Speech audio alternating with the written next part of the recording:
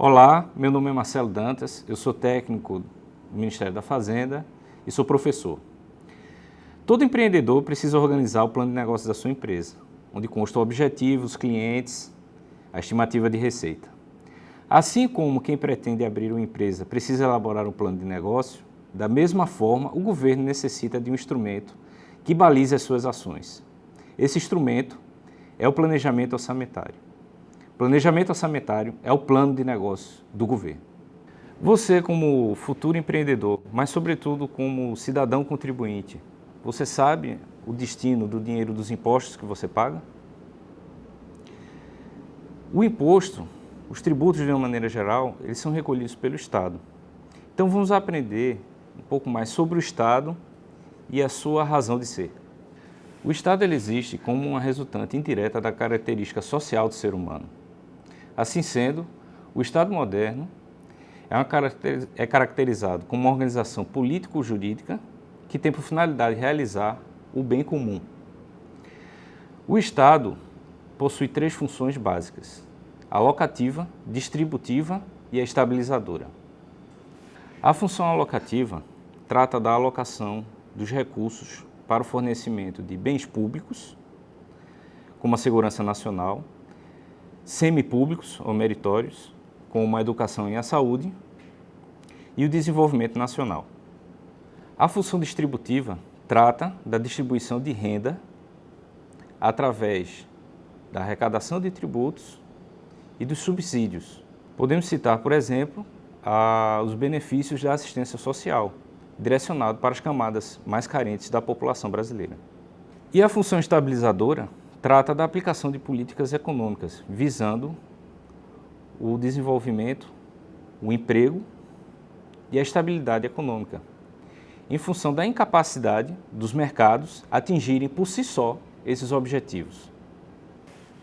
Para que possa desempenhar as diversas atividades decorrentes dessas três funções, o Estado precisa inicialmente arrecadar tributos, os recursos, junto à sociedade, para depois devolver na forma de bens e serviços públicos. A este processo chamamos de planejamento orçamentário. O orçamento público, ele trata do equilíbrio entre as receitas estimadas ou previstas e as despesas fixadas. No Estado democrático de direito, o orçamento público é o ato mais importante de um Estado, depois da Constituição e dos instrumentos por ela garantidos, quais sejam as eleições e o voto direto e secreto. É no orçamento que se consolida a vontade do povo transformada em norma. O planejamento orçamentário, o seu processo, melhor dizendo, está previsto na Constituição Federal, dos artigos 165 a 169, e nos dispositivos equivalentes dos demais entes, quais sejam as constituições estaduais e as leis orgânicas municipais. Também na Lei 4.320, de 64, e também na Lei Complementar 101/2000, também conhecido como LRF, ou Lei de Responsabilidade Fiscal.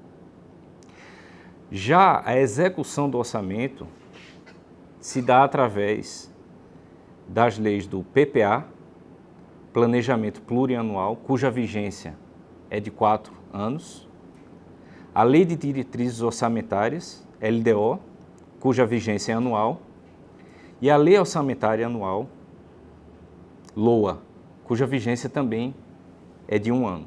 Se no modelo anterior de democracia representativa a participação se encerrava após o depósito do voto na urna, no atual modelo de representação participativa, a atuação do cidadão ela vai além das eleições e permanece durante todo o mandato dos seus representantes.